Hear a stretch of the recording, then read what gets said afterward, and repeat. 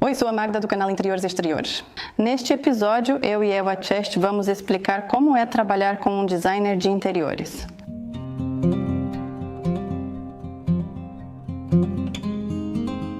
Como não sou designer de interiores, convidei uma especialista para o episódio de hoje. Eva não só projeta interiores, mas também apresenta o podcast Amigas Designers e integra essa comunidade. Então ela tem um conhecimento do mercado muito melhor do que eu. Eu vou tentar mostrar para vocês, do meu ponto de vista, da perspectiva de uma arquiteta de interiores que já trabalha no mercado há quase 15 anos, como pode ser a colaboração em um projeto.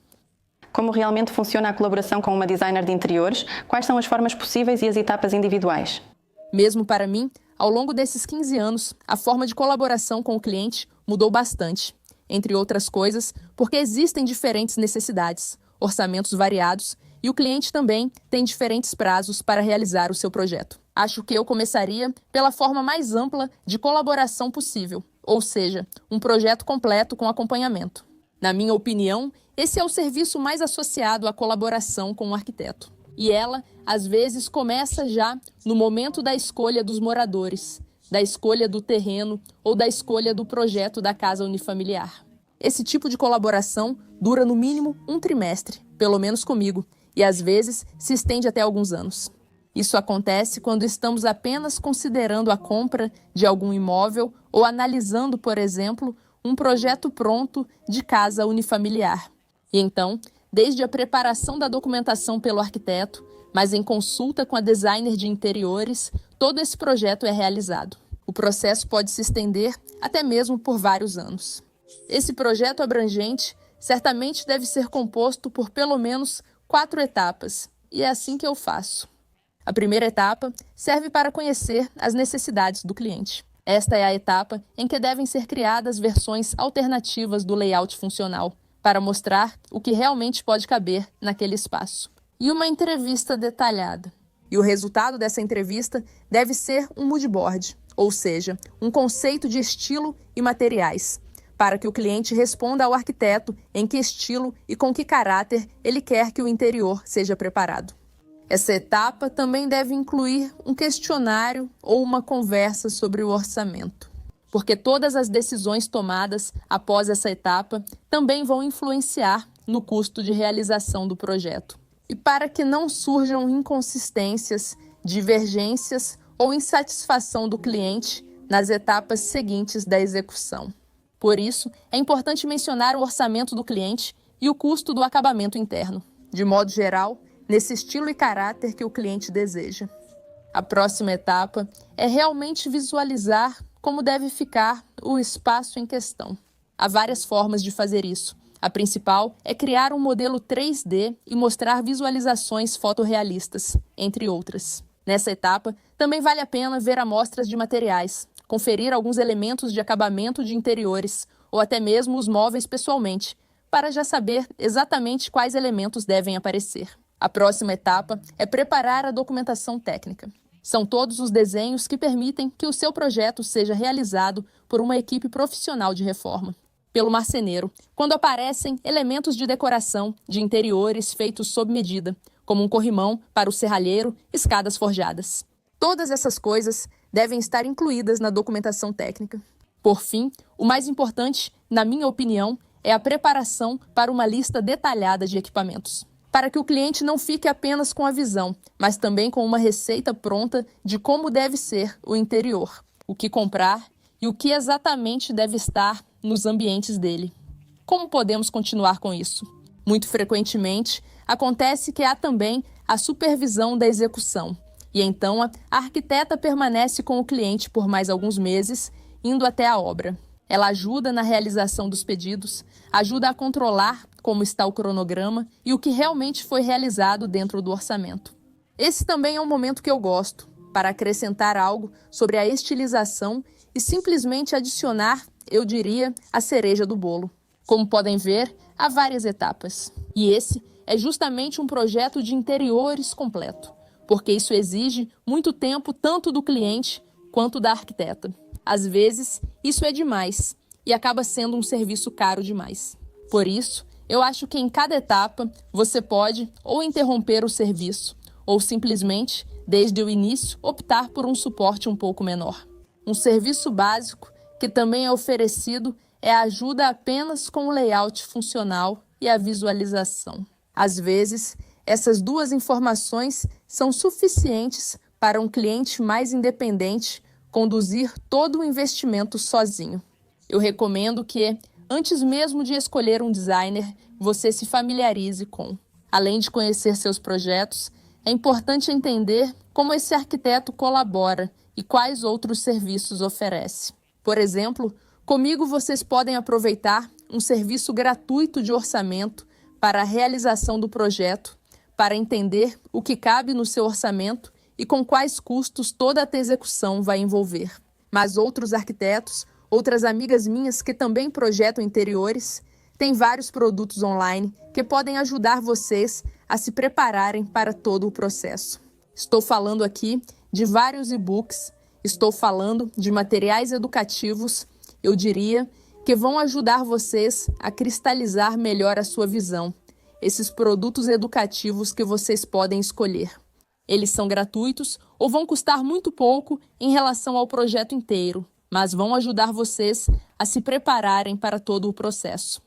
Ou simplesmente ajudar vocês a nomear melhor o problema que têm, o que vai fazer com que a colaboração com o arquiteto seja muito mais tranquila. Se vocês estão pensando em realizar o projeto por conta própria, esse tipo de apoio é, na minha opinião, realmente necessário e vocês podem aproveitá-lo dessa forma. E se surgir uma situação crítica ou um problema com o qual vocês não conseguem lidar, muitos de nós passaram a oferecer um serviço chamado consultoria. Eu diria que é uma ajuda pontual e, pela minha experiência, a satisfação com esse serviço é realmente total. O melhor é se preparar para essa consultoria pensando realmente qual é o problema que vocês têm. Esse problema aparece, por exemplo, na hora de escolher um apartamento entre o que está disponível no mercado e vocês se perguntam se esse realmente é o apartamento para vocês ou qual é o potencial dele. Vocês já estão na última etapa? Alguém fez algo errado para vocês na obra e vocês precisam daquele último apoio da arquiteta para salvar alguma coisa. Então vocês anotam esse problema? Vocês encontram uma especialista na área? Porque muitas de nós, arquitetas de interiores, oferecemos esse tipo de consultoria e vocês procuram uma consulta para resolver esse problema, online ou presencial. Ou seja, aquela em que a arquiteta vai até a obra, ao apartamento ou à casa de vocês. Na minha opinião, esse serviço é muito bom para aquelas pessoas que conseguem fazer muita coisa sozinhas, mas realmente precisam de soluções para algumas questões problemáticas. Eu frequentemente vou fazer consultorias em casas já habitadas, mas que eu diria que estão um pouco inacabadas, onde, por exemplo, falta algum móvel planejado sob medida. Alguém não consegue decidir sobre luminárias específicas, decorações, tapete ou sofá. A pessoa pensa em como combinar tudo como se já tivesse a base, mas não sabe o que fazer depois. Esse é o momento ideal para convidar um arquiteto para te ajudar. Eu geralmente também levo várias amostras comigo, assim posso combinar tudo ao vivo. E o resultado de uma consulta dessas, de uma visita do designer na sua casa, é simplesmente uma lista, links, lojas específicas, modelos específicos, estofados específicos, placas específicas, folheados específicos, cor do Natural Color System da paleta Rijksausschuss für Lieferbedingungen. Dessa forma, vocês têm o interior finalizado com um custo muito menor desse serviço. E o resultado final ainda será satisfatório para vocês. E quanto realmente custa trabalhar com um designer de interiores? Quanto precisamos pagar por cada serviço? Quando se trata dos custos de trabalhar com um arquiteto, existem muitas formas de precificação. A mais popular, e a que eu pessoalmente não gosto, é a cobrança por metro quadrado. Frequentemente, diferentes etapas da colaboração, citadas antes, são cobradas por uma taxa específica por metro quadrado do projeto. E isso depois se reflete no custo final da sua colaboração com o arquiteto. Taxas básicas, aquelas que estão no mercado atualmente, com as quais tenho contato e participo de grupos no Facebook e fóruns, me dão a impressão de ter certo conhecimento. Varia de 180 a 200 slots como taxa mínima para um projeto completo, até cerca de 600 slots por metro quadrado. Esses 600 zlotys são provavelmente a taxa mais alta e explícita que encontrei de outros designers em uma oferta assim no site. Por outro lado, acho que esse limite superior praticamente não existe. Porque a verdade também é que mesmo no nosso mercado polonês, existem os chamados Star Arquitetos ou Star Designers, que já são estrelas e eles meio que ditam as regras. Uma avaliação que, na minha opinião, funciona melhor e é mais adequada ao volume de trabalho que deve ser realizado em determinado projeto com determinado cliente. Essa é uma avaliação por cômodo e é uma avaliação que eu uso, na verdade, nem tanto por cômodo, mas sim por função. Eu deveria dizer, desculpe, quantas funções precisam ser projetadas em determinado projeto. Esse é o valor do projeto. Porque acontece que, em um apartamento de, por exemplo, 40 metros quadrados, ainda assim precisa ter um quarto, uma sala de jantar, uma cozinha americana, um espaço para trabalhar e um banheiro. Dá o mesmo trabalho que em um apartamento de 80 metros com as mesmas funções. Além disso, em um apartamento tão pequeno, às vezes dá até mais trabalho, porque é preciso pensar ainda mais em como combinar tudo de forma legal e funcional. Então, a segunda forma de precificação dos projetos dos arquitetos é por função. E aqui a variação é grande. Como sempre, em qualquer área do mercado, encontramos tanto preços mais baixos quanto mais altos. Eu já vi avaliações em que uma função custa entre 1.500 e 1.800 tal no mínimo, até 3.500 a 4.000 zloty por função. Assim, vocês podem calcular rapidamente que, na verdade, um apartamento de 80 metros quadrados e uma casa de 280 metros quadrados, essas avaliações não estão entre essas metragens.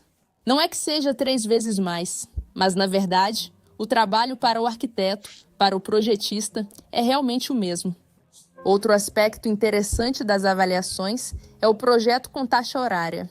E isso se conecta um pouco com o que eu falei antes, ou seja, com as consultorias. Porque, olha só, imaginem que eu consigo conduzir um projeto apenas por meio de consultorias. Porque eu trabalho quase que sistematicamente com o cliente. Ele prepara algo, eu faço a correção disso, preparo para ele um material para o trabalho seguinte. Por exemplo, agendamos uma consultoria de 2 horas sobre a cozinha em um dia. Resolvemos a questão da cozinha. No segundo dia, não sei, uma semana depois, preparamos o conceito e como deve ser o banheiro. Tranquilo, mais 2 horas. E dessa forma, justamente durante as consultas com cobrança por hora, também conseguimos realizar o projeto de uma maneira satisfatória para o cliente, que é mais independente. Mas com esse tipo de orçamento, aí é cobrada uma taxa por hora. E as taxas por hora também variam. Eu já vi valores desde 350 zloty até mesmo 600 zloty por hora. Alguns escritórios de design passaram a cobrar projetos com base apenas na taxa horária.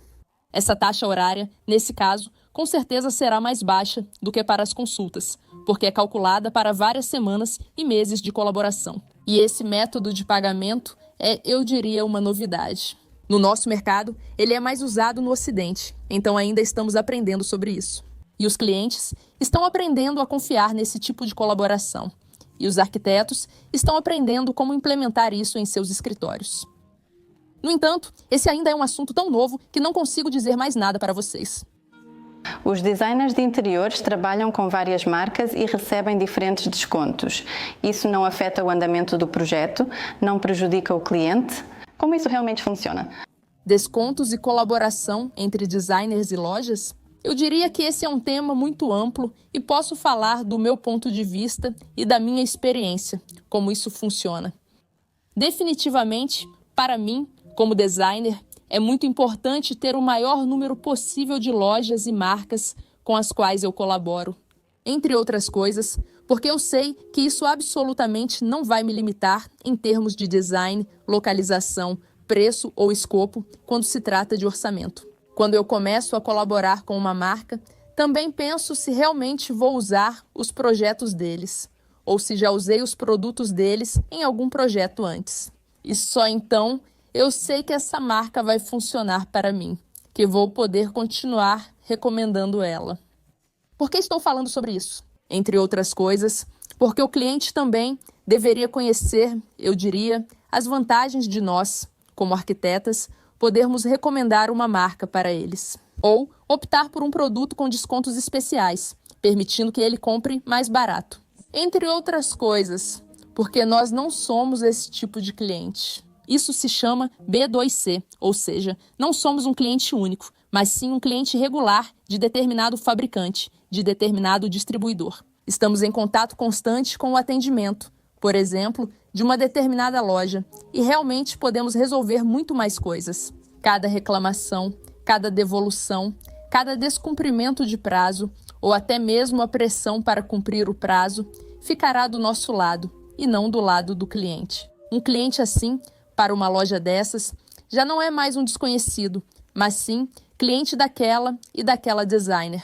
Então, com certeza, pode contar que será melhor atendido pelo respectivo distribuidor. Além disso, desses distribuidores, por exemplo, quando se trata de assuntos de banheiro, de revestimentos, há uma grande variedade no mercado.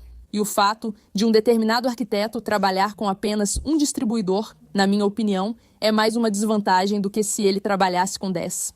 Por quê? Porque eu não preciso me limitar a pedir na loja A e não na loja B. Porque eu sei que mesmo que eu peça algumas coisas na loja A e outras na loja B, no final o atendimento vai ser do mais alto nível. O cliente vai receber um conselho, um desconto que o deixe satisfeito e que não precise ficar procurando isso em outras lojas online. E eu sei que não preciso ficar pensando no que vou escolher de uma loja ou de outra. Simplesmente escolho o que gosto, o que combina com o projeto, posso escolher e decidir livremente. O que eu disse sobre escolhermos opções de várias lojas para o cliente, sem que ele precise procurar sozinho na internet. Também impacta significativamente nos custos de entrega e de todo o serviço logístico, da execução de todo o projeto. Estou pensando aqui que se encomendarmos uma quantidade maior de material, como vaso sanitário, torneira, azulejo, box de chuveiro, se for de uma loja só, a entrega geralmente já está incluída no preço ou é uma entrega única, já com o material sendo levado até o apartamento. Por outro lado, ao comprar tudo separadamente em lojas online, os custos de entrega, inicialmente despercebidos, podem sair mais caros. E no final das contas, não compensa para vocês comprar isso nessas lojas diferentes. E o próximo passo, ou seja, todo tipo de atendimento pós-venda, como reclamações, devoluções, tudo isso também fica muito mais difícil de resolver. Essas parcerias com lojas ou fabricantes significam que o arquiteto recebe uma certa comissão sobre as vendas, que varia de 1 a 3, às vezes até 5%. No entanto, na verdade, esses arquitetos que têm parcerias com várias lojas nem prestam atenção nisso. Se eles vão ganhar 200 zueira a mais em uma loja ou 200 zueira a menos em outra, porque o que importa para eles é que o projeto seja realizado. Acho que isso é algo que está no topo da lista de prioridades de todo designer. Que o cliente fique satisfeito, que o projeto seja legal, que haja mais uma realização para eu mostrar na internet para os próximos clientes. E o fato de o cliente estar satisfeito também faz com que, se alguém do círculo dele estiver pensando em escolher um designer, esse cliente satisfeito vai indicar. Ele vai te recomendar mais rápido. Então, essa comissão ou esse dinheiro extra que recebemos por cada pedido realizado, na verdade, é só uma parte do nosso pagamento. Comparado ao que recebemos pelo projeto, isso não é a base do nosso salário. Se vocês tiverem mais perguntas, fiquem à vontade para escrever nos comentários. E eu também recomendo o canal da Ewa, minha amiga e designer, onde a Ewa conversa com várias pessoas do setor. Lá você pode descobrir como as coisas funcionam do outro lado, do ponto de vista dos especialistas, tanto designers quanto construtores. Então pode ser muito interessante e vocês também vão encontrar uma conversa comigo por lá. Se pensam em colaborar e querem saber por onde começar, visitem o site ilecostugeremote. Lá, em um simulador gratuito, vocês podem calcular o custo estimado de acabamento do apartamento. Esse é o custo dos móveis e materiais. Eu também preparei, com base na minha experiência, para aquelas pessoas que querem fazer a reforma do seu apartamento por conta própria. Planilha Excel, modelo de orçamento por prioridades e cronograma, indicando etapas da reforma e compras necessárias em cada fase. É um arquivo que para quem está fazendo uma reforma pela primeira vez, esclarece muita coisa e ajuda muito na organização de toda a reforma. Várias colegas designers também criaram esses produtos que vão facilitar para vocês fazerem o projeto sozinhos. Nos links abaixo, sugeri aqueles que, na minha opinião, são os melhores para ajudar vocês a realizarem seu projeto sozinhas. Eu também incentivo vocês a darem uma olhada na descrição do vídeo e recomendo muito os móveis 2D, que realmente são muito úteis, tanto para planejar o apartamento quanto para escolher o imóvel antes da compra, porque ajudam a avaliar se realmente vamos conseguir colocar tudo o que precisamos naquele espaço. Vejam Venantros. Espero que já estejam inscritos no nosso canal, onde há mais de 300 vídeos de decoração de interiores. Inspiração aqui não vai faltar. Até à próxima. Tchau, tchau.